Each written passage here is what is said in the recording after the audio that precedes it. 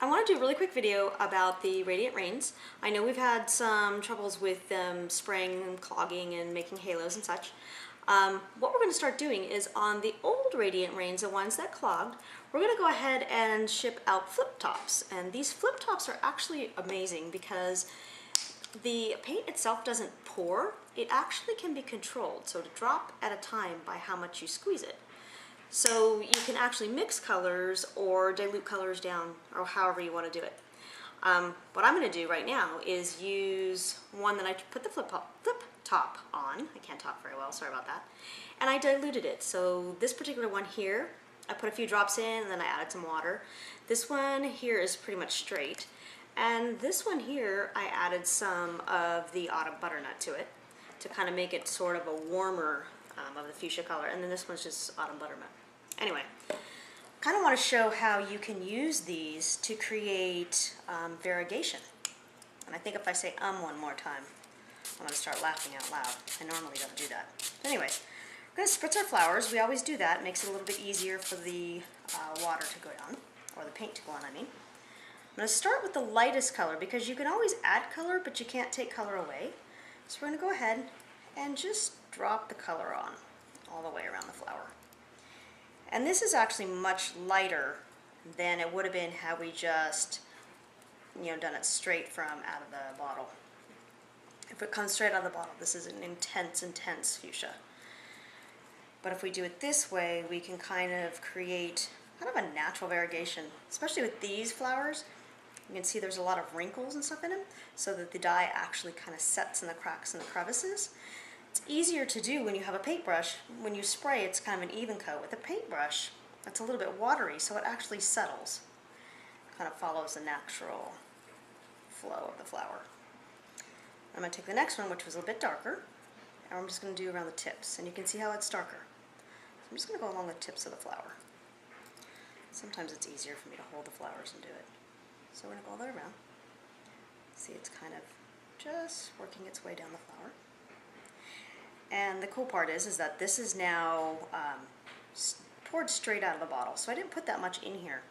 That way I'll be able to pour it back into my bottle and I'm not having very much waste. Actually, one of my favorite things to do with the Radiant Rains is actually use the paintbrush, because I think that when you spray it, you do get a lot of waste. A lot of it goes on to your paper towels or whatever else you're using as a background. Okay, so you can see it's very variegated.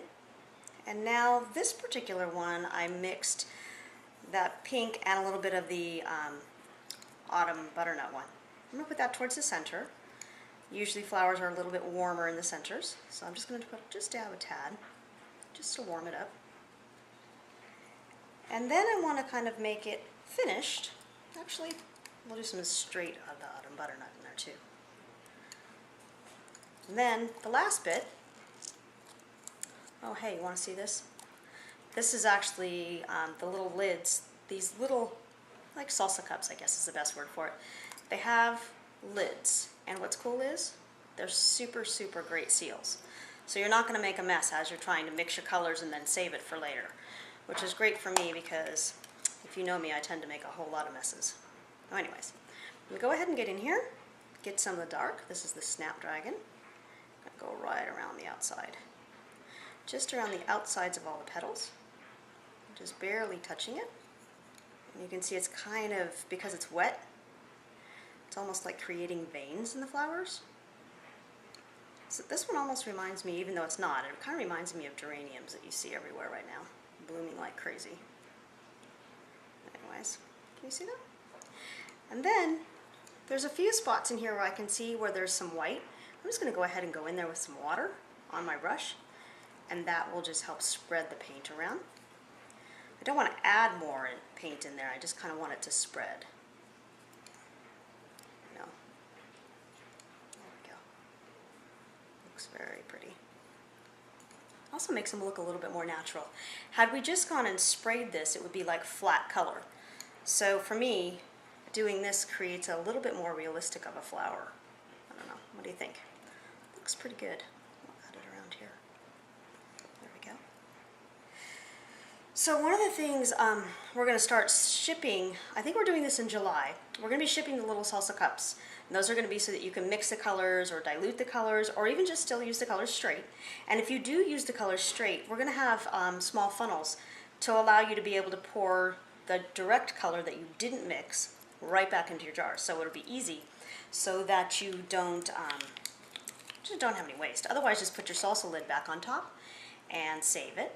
But this one here, this is not diluted, so you just pour it on in, and that fast, and it's perfect. So you see, it's perfect. So that was easy. And then there's also the ability, we have these little things, they're called pipettes. It's basically a dropper. Here, I'll open this back up again.